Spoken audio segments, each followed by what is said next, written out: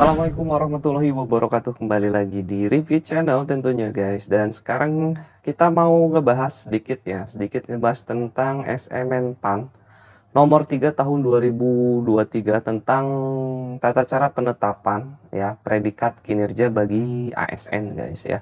Jadi awal mulanya ini ya tentu saja latar belakangnya itu ya dari kalau ditarik jauh gitu ya, tarik jauh apa namanya dari peraturan PP nomor 30 tahun 2019 ya. Dalam PP tersebut ya dikatakan bahwa ya penilaian kinerja ataupun predikat kinerja itu didistribusikan kepada seluruh PNS pada instansi pemerintah tersebut ya. Jadi ada pendistribusian gitu ya biar terlihat bahwa kinerja individu itu ya benar-benar berpengaruh ataupun apa istilahnya ya, mempengaruhi kinerja organisasi tersebut gitu ya guys. Dan kemudian ada juga di PP 30 tahun 2019 dan juga PP tahun 49 ya tahun 2018. Di situ mengamanatkan penilaian kinerja PNS dan juga P3K ini ya, itu diatur lebih lanjut dalam Permen PAN gitu ya. Nah, Permen PAN-nya sendiri sudah hadir gitu ya, sudah datang tahun 2000, sudah dikeluarkan tahun 2022, yaitu Permen PAN RB nomor 6 tahun 2022 tentang pengelolaan kinerja ASN gitu guys. Dan kemudian ya dalam pasal 24 dan juga 25-nya ya di Permen PAN tersebut berbunyi seperti ini guys. Jadi bahwa evaluasi kinerja, nah ini berkaitan dengan tadi ya predikat kinerja ya. Jadi intinya si predikat kinerja itu untuk menilai PNS dan juga organisasinya gitu ya. Bahwa evaluasi kinerja pegawai ya dilakukan melalui tahapan. Ada 3 tahapan guys ya. Pertama adalah penetapan capaian kinerja organisasi, kemudian penetapan pola distribusi ya kinerja pegawainya, yaitu berdasarkan capaian kinerja organisasi tersebut gitu ya. Dan kemudian ada penetapan predikat kinerja pegawai. Nah, dalam SMN PAN ini dipertegas kembali ya itu tentang tata cara penetapan predikat kinerja gitu ya. Dan kemudian kita masuk ke tahap evaluasinya guys ya. Jadi tadi dalam tahap evaluasi itu ada 3 gitu ya. Yang pertama menetapkan capaian kinerja organisasi gitu ya. Jadi capaian organisasi tersebut memang harus ditetapkan guys. Jadi tahu nanti ke depannya apakah capaian-capaiannya ataupun target-targetnya itu bisa direalisasikan atau tidak gitu. Dan nanti bisa atau tidaknya itu menjadi sebuah apa ya istilahnya reward gitu ya, reward dan juga nanti buat evaluasi kinerja organisasi maupun pegawainya ataupun ASN-nya seperti itu guys ya. Nah, dalam menetapkan capaian kinerja organisasi gitu ya, tentu saja siapa sih yang menetapkan gitu ya, menetapkan capaian organisasinya ya tentu saja yang apa namanya capaian kinerja organisasi ditetapkan oleh pimpinan suatu organisasi gitu ya yang ada di atasnya. Dan ini juga bisa menerima ataupun apa ya mempertimbangkan gitu ya, mempertimbangkan apa namanya rekomendasi dari satuan organisasi yang membidangi terkait dengan perencanaan guys ya, perencanaan organisasi tentunya guys, dan ataupun kepegawaian dan atau pengawasan gitu ya. Jadi 3 aspek itu memang terkait ya dalam penetapan kinerja individu ataupun penetapan predikat kinerja ASN tersebut gitu ya. Nah, di sini gitu ya, nanti setelah ada penetapan capaian kinerja itu apa ya, mungkin salah satu yang ditetapkannya itu adalah grade-nya gitu ya, pemeringkatannya. Seperti contoh ya, dalam SE ini ada predikat gitu ya, ada predikat istimewa, baik, cukup, kurang, dan juga sangat kurang seperti itu ya. Itu harus istilahnya harus ditetapkan dulu yang kurang itu seperti apa, baik seperti apa, dan nantinya akan digunakan sebagai pengambilan kesimpulan gitu ya, bahwa si A, si B, ataupun unit A, unit B, ya satker A, satker B, dia mendapatkan peringkat seperti apa gitu ya. Dan kemudian ya, dalam penetapan capaian kinerja organisasi ini gitu ya, itu ada capaian kinerja organisasi secara periodik dan juga ada tahunan gitu ya. Jadi periodik ini bisa 3 bulanan ya, triwulanan, atau mau bulanan juga boleh gitu ya, boleh. Dan pada akhirnya akhir tahun nanti ada penetapan capaian kinerja organisasi tahunan gitu ya, dan ini sebetulnya nanti dilihat juga nih, apa namanya, bulanannya seperti apa ataupun periodiknya seperti apa, sehingga bisa ditarik kesimpulan kok di apa namanya, ada sebab akibat gitu ya, di akhir tahun itu kinerja organisasinya seperti itu ya. Jadi ada penjelasan supaya nanti bisa mengeluarkan ataupun apa ya, istilahnya mengevaluasi diri, mengevaluasi kinerjanya masing-masing gitu ya, di unit organisasi ataupun kinerja individunya gitu ya. Nah, kemudian untuk periodik ini ya gitu, dasar evaluasinya itu, jadi ada sebuah dasar gitu ya, ada sebuah dasar yang apa ya, yang digunakan untuk menilai gitu ya, per triwulan ataupun per bulan tersebut capaiannya tercapai gitu ya. Jadi ini polanya sama aja ya guys. Jadi ada pola penurunan dari Renstra, dari PK, dan ini kaitannya juga sama SKP gitu ya. Jadi nanti ada apa namanya, di periodik ini ada namanya rencana aksi ataupun ada milestone-nya gitu ya. Jadi apa yang mau kita kerjakan dalam 1 tahun itu kemudian dipecah dalam periodik tersebut, dan di situ ada target, ada apa namanya, perhitungan keberhasilannya gitu ya. Dan itulah nanti yang bakalan di evaluasi. Nah, di sini enaknya periodik ini ada evaluasi periodik ini gitu ya. Jadi nanti bisa, jika target di periode sebelumnya tidak tercapai gitu, ada yang belum tercapai, bisa dimasukkan di periode selanjutnya.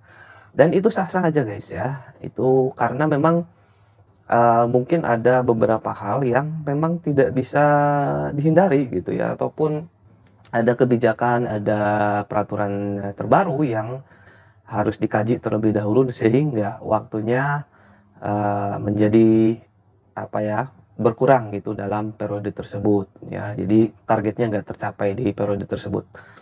Dan untuk tahunan ya, untuk evaluasi apa capaian kinerja tahunan ini ada beberapa komponen penilaiannya ya, yaitu ada komponen hasil dan ada komponen prosesnya guys. Jadi untuk komponen proses hasil gitu ya, itu terdiri dari tadi ya, betul ya, sama aja, ada capaian dari PK gitu ya, yang tentunya diambil dari renstra-nya gitu ya, renstra masing-masing, bisa unit eselon 1 gitu ataupun di eselon 2-nya gitu ya.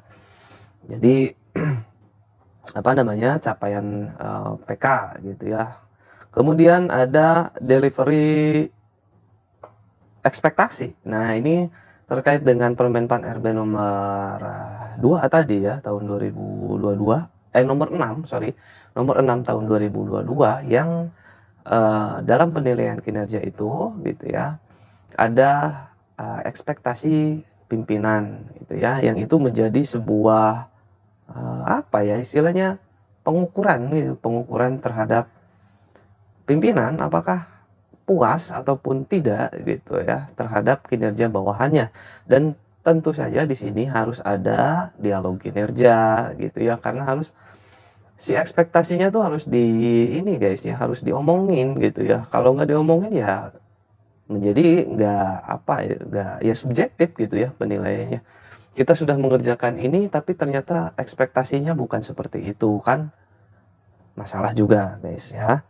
Nah kemudian untuk komponen proses ya, yang kedua komponen prosesnya ya, ini terkait dengan inovasi dalam pelaksanaan tugas dan fungsinya, tentunya dalam pencapaian targetnya gitu ya.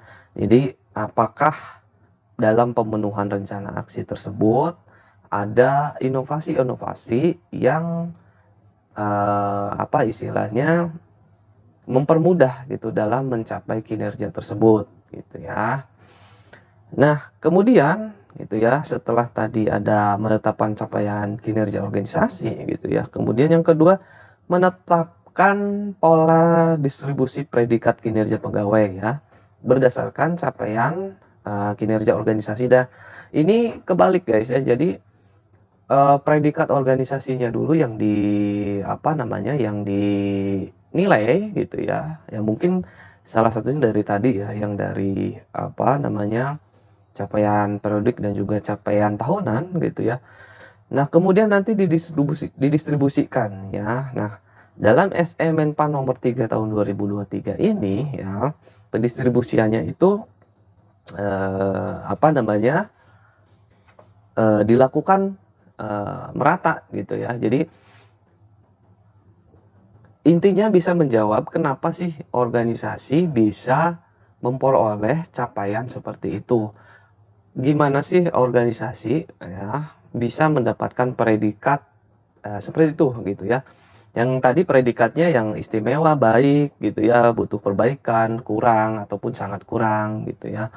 Nah, di sini dalam SE ini diatur bahwa gitu ya, setelah dia mendapatkan predikat gitu ya, paling tinggi nilainya adalah 70% gitu ya. 70%. Misalkan ya, contoh ini agak bingung juga ya. Misalkan sebuah organisasi gitu ya mendapat predikat baik ya. Nah, predikat baik ini gitu ya diisi oleh 70% bawahannya ataupun pegawainya gitu ya yang sama-sama memiliki predikat baik. Nah, loh kok nggak 100% gitu ya. Nah, yang 30%-nya ini gitu ya nanti didistribusikan nih. Ya, didistribusikan ada yang tentunya di bawah baik gitu ya, ada yang butuh perbaikan, ada kurang baik, ada sangat kurang gitu ya. Nah itu nanti yang 30% itu akan didistribusikan gitu ya. Jadi intinya si organisasi ini dia sudah di apa namanya sudah diketahui apa namanya capaian kinerjanya gitu ya. Nanti kemudian untuk predikatnya didistribusikan dulu gitu ya, didistribusikan gitu ya. Dan paling tinggi nilainya adalah 70% dan sisanya nanti akan didistribusikan kepada pegawai-pegawai. Ya, ini saya sebenarnya agak bingung juga ya, kenapa kok ada perhitungan seperti itu gitu ya. Kenapa kok nggak bisa dalam satu unit organisasi itu bisa seluruhnya gitu ya, 100% itu 100 orang apa namanya seluruh pegawainya gitu ya, 100% pegawainya itu memiliki predikat yang sama gitu ya, predikat misalkan baik gitu ya. Tapi ya seperti inilah SE Menpan nomor 3 tahun 2023 guys ya. Dan kemudian ini yang terakhir ya, tentu saja adalah menetapkan predikat kinerjanya gitu ya. Nah dalam penetapan kinerjanya ini gitu ya, itu mempertimbangkan juga guys. Nah ini berkaitan sama yang tadi ya, sama distribusi predikat kinerja gitu ya.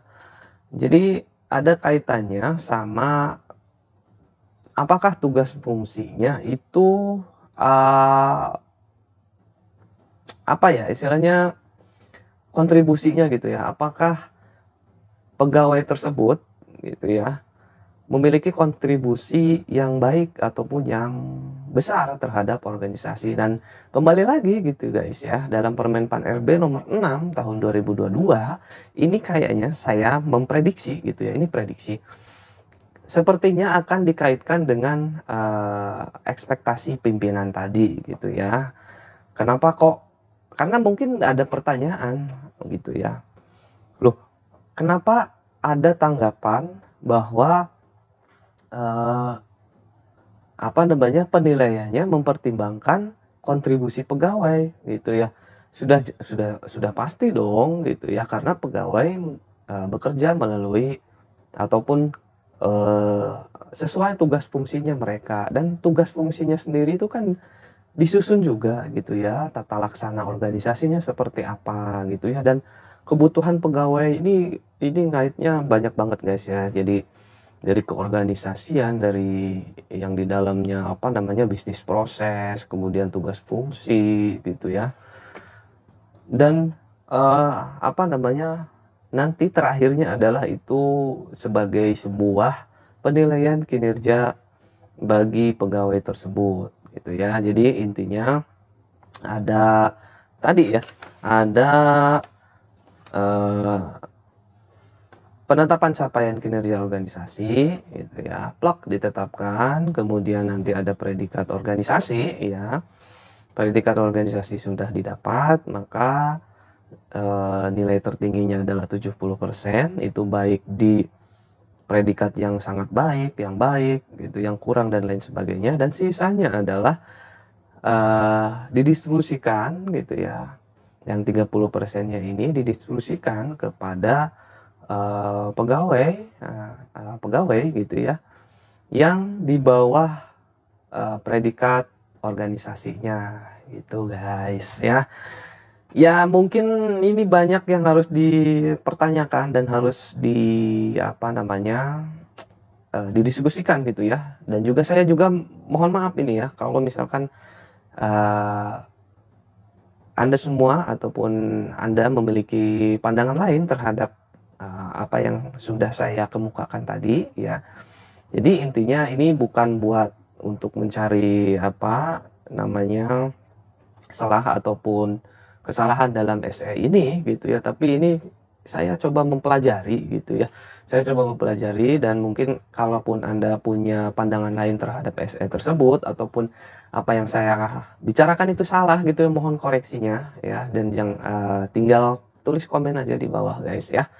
Dan nanti kedepannya ini akan berpengaruh gitu guys ya, ada SE ini berpengaruh terhadap, pertama otomatis terhadap penilaian kinerja ASN ya, dan yang kedua ada penilaian-penilaian seperti zona integritas, seperti apa namanya, reformasi birokrasinya gitu ya. Nanti karena reformasi birokrasi juga membuat gitu ya, menyusun rencana aksi, rencana kerja gitu ya, dan untuk apa namanya, penerapan reformasi birokrasi di masing-masing instansinya gitu guys ya.